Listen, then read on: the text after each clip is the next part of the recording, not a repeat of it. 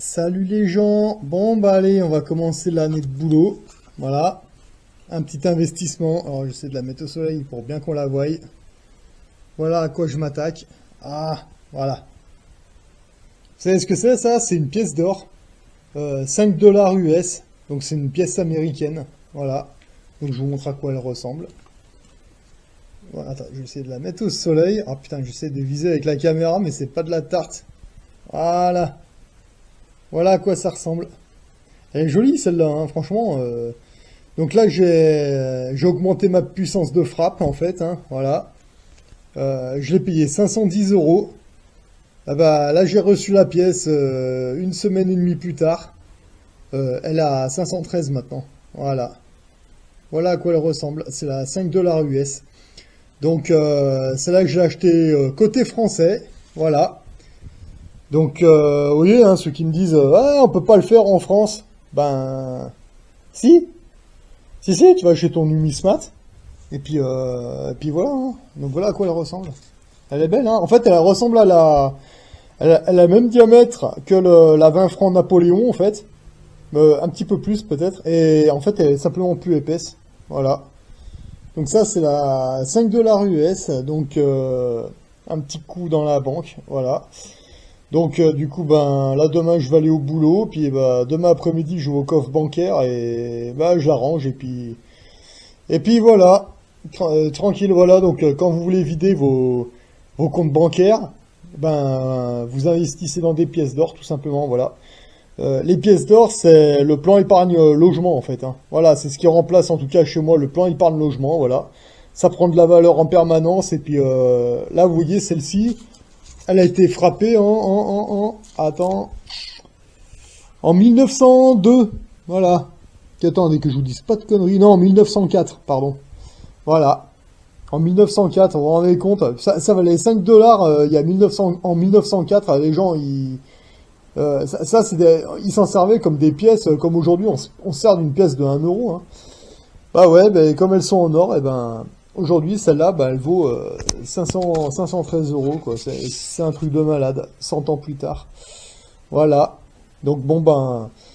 C'est la première, alors au début j'ai commencé avec les 10 francs Napoléon, après ça a été les 20 francs, après je prenais un petit peu n'importe lesquels, j'en ai des italiennes, des allemandes, voilà c'est la première pièce américaine, voilà. J'ai voulu augmenter la puissance de frappe, j'ai dit au numismat, tenez à 500 euros vous en avez. Bon bah il a regardé, puis il m'a dit ben ouais, il y en a une elle a 510 euros, hein. Et bon 10 euros de plus, bon j'ai dit je m'en fous, allez c'est laquelle? Bah c'est celle-là. Eh ben allez feu! Ça, c'est pour la gueule de la banque. Voilà, vous tapez dans les pièces d'or et... Personnellement, je les emmerde. Voilà, donc ça, c'est la monnaie des rois.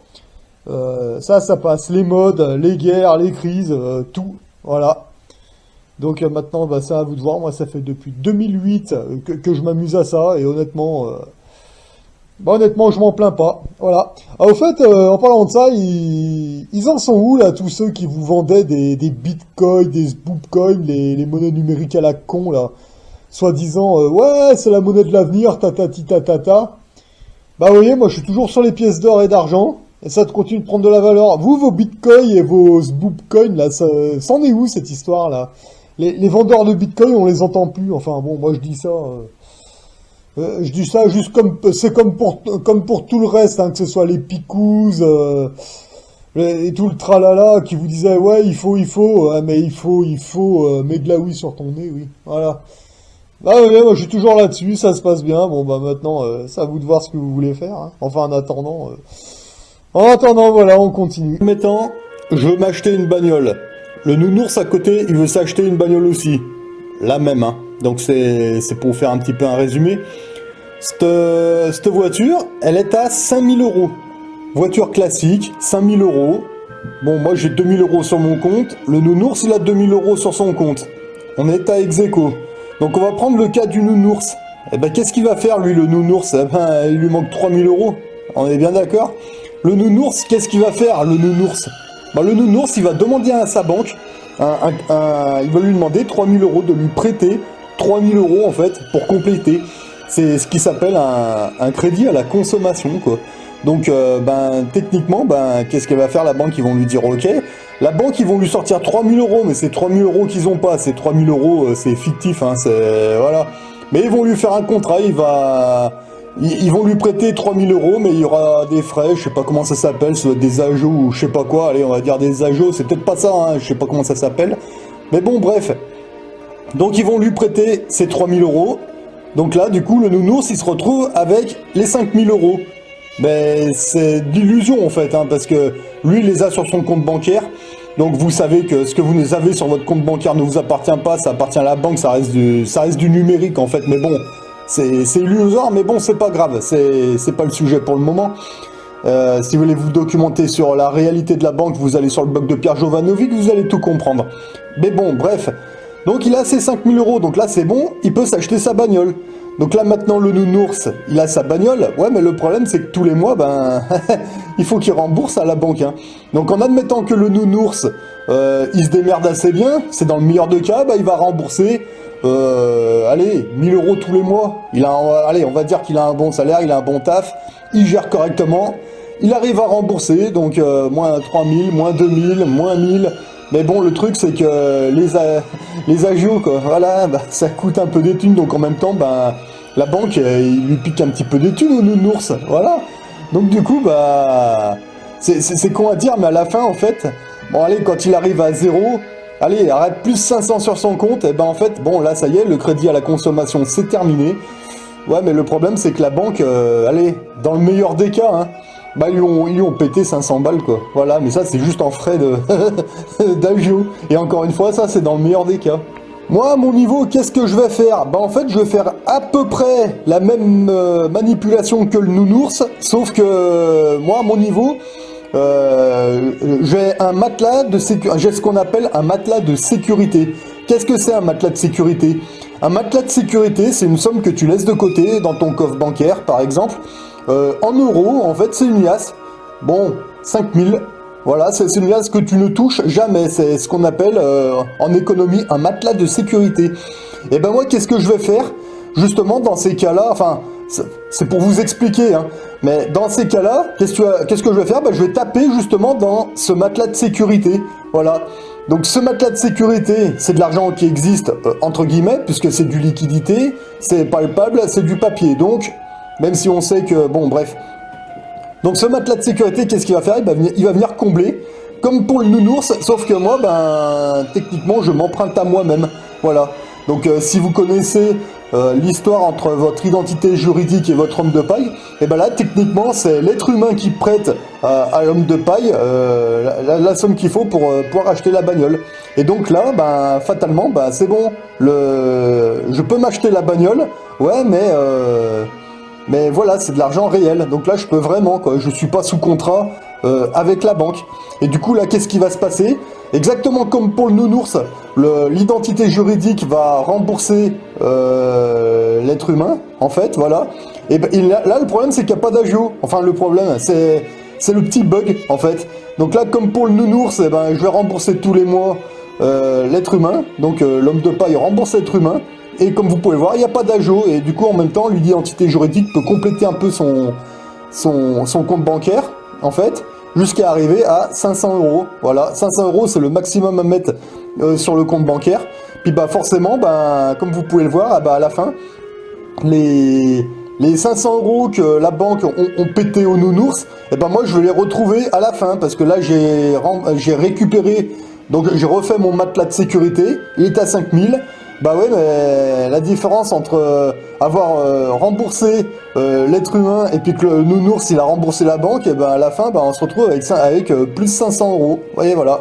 Et du coup, ben forcément, ben, comme je gère très très bien, et ben les 500 euros que j'ai pas, que la banque m'a pas fait péter, et ben plus les 500 euros que j'ai mis de côté, ben je me retrouve avec plus 1000. Mais bon, 500 euros c'est la somme maximum à laisser sur le compte bancaire. Donc du coup, ben, qu'est-ce qu'ils vont devenir ces plus 1000?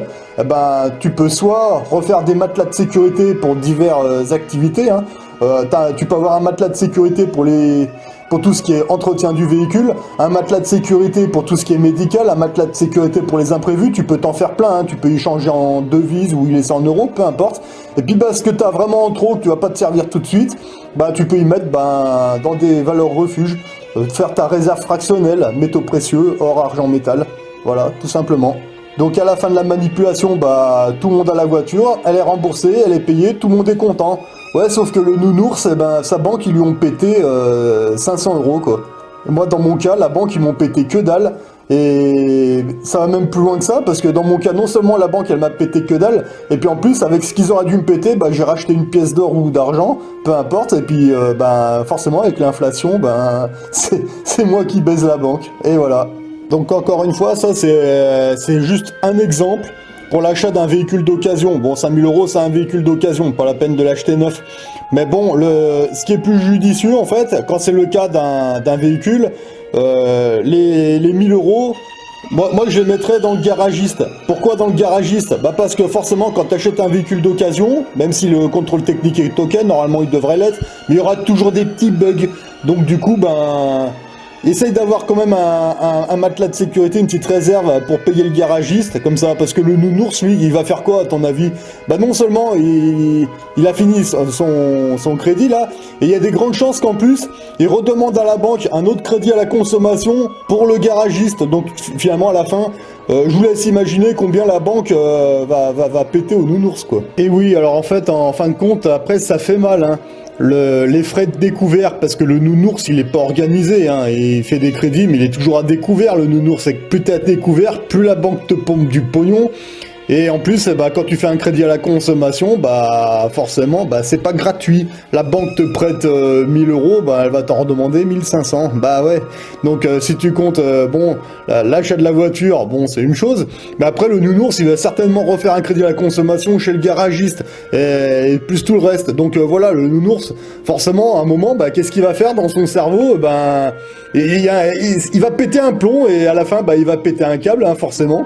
Et c'est ce genre de nounours que tu vas retrouver dans les manifestations à se faire casser la gueule par les flics, quoi. Toi, de ton côté, t'as refait ton matelas de sécurité, t'as emmené ta voiture au garagiste, bon, t'as fait les quelques réglages, t'as payé le garagiste en liquidité, et bon voilà, maintenant ton véhicule est opérationnel, bah maintenant tu peux passer à la suite et puis avoir d'autres projets sans forcément te prendre la tête.